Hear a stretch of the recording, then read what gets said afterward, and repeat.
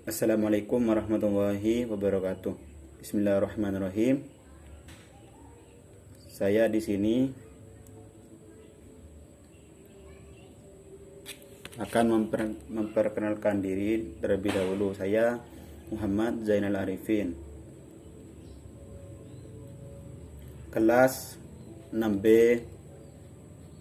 Ekonomi Syariah. Nomor NPM saya 0382. Baik, saya akan mempresentasikan tentang model pertumbuhan ekonomi, yang mana ada 3 rumusan masalah. Yang pertama yaitu konsep pembangunan, pertumbuhan, dan perkembangan ekonomi. Yang kedua, persyaratan dan nilai dan tujuan inti pembangunan.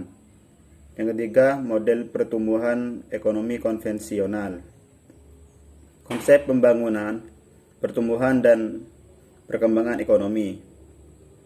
Yang pertama, pertumbuhan ekonomi adalah proses perubahan kondisi perekonomian suatu negara secara berkesinambungan menuju keadaan yang lebih baik selama periode tertentu. Pertumbuhan ekonomi ini dapat diartikan juga sebagai proses kenaikan kapasitas produksi suatu perekonomian yang diwujudkan dalam bentuk kenaikan pendapatan nasional. Pembangunan ekonomi adalah suatu proses kenaikan pendapatan total dan pendapatan per kapita dengan memperhitungkan adanya pertambahan penduduk dan disertai dengan perubahan fundamental dalam struktur ekonomi suatu negara dan pemerataan pendapatan bagi penduduk suatu negara. Pembangunan ekonomi tidak dapat terlepas dari pertumbuhan ekonomi. Economic growth suatu negara, karena pembangunan ekonomi mendorong perubahan ekonomi dan sebaliknya. Pertumbuhan ekonomi memperlancar proses pembangunan ekonomi. Yang kedua, persyaratan dasar, nilai, dan tujuan inti pembangunan. Perlu diketahui persyaratan dasar pembangunan ekonomi diantaranya yaitu yang pertama, indigenous forecast, kekuatan dari dalam, adalah kekuatan yang ada dalam masyarakat itu sendiri untuk berkembang. Jadi, masyarakat harus mempunyai kehendak untuk menaikkan taraf hidup mereka sendiri. Yang kedua, mobilitas faktor-faktor produksi. Ketidaksempurnaan pasar akan sangat membatasi mobilitas faktor-faktor produktif, penggunaan yang lebih produktif. Untuk mengatasi hal ini, maka market imperfection harus ditiadakan sehingga faktor produksi dapat digunakan sepenuhnya. Salah satu caranya adalah sebagai berikut. Yang pertama, mengganti bentuk-bentuk organisasi sosial ekonomi. Yang kedua, memberi kesempatan untuk memproduktivitas pada teknik yang ada. Yang ketiga, memperluas penjualan produk. Yang keempat, mengurangi monopoli. Yang kelima, pasar kapital diperluas. Yang keenam, mempermudah kredit bagi petani dan pedagang kecil. Yang ketiga, akumulasi kapital.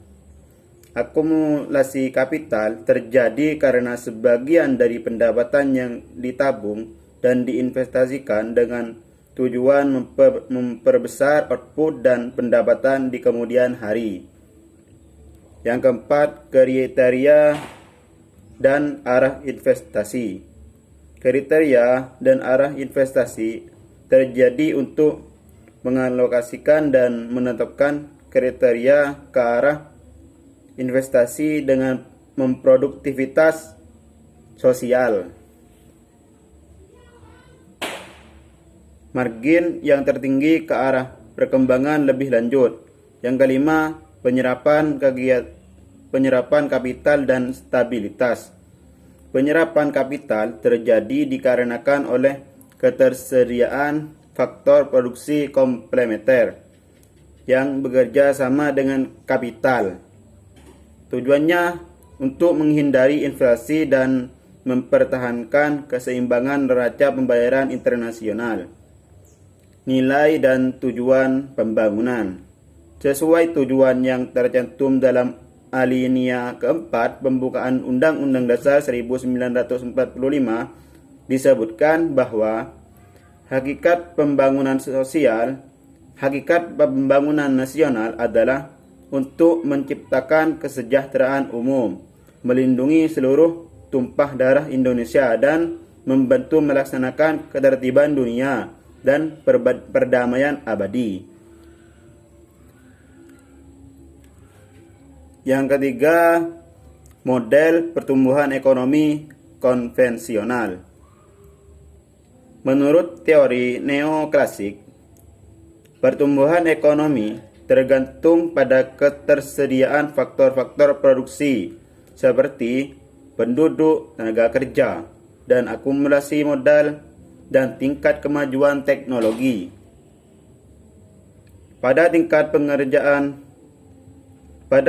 pengerjaan penuh, full employment, dan tingkat pembangunan penuh dari faktor-faktor produksinya, model ini menjelaskan bahwa teknologi yang digunakan menentukan besarnya output yang diproduksi dari jumlah modal dan tenaga kerja tertentu. Teori pertumbuhan neoklasik ini dijadikan dalam fungsi Cobb-Dulles, menekankan peran pembentukan modal sebagai salah satu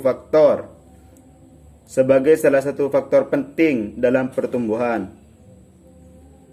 Slow dalam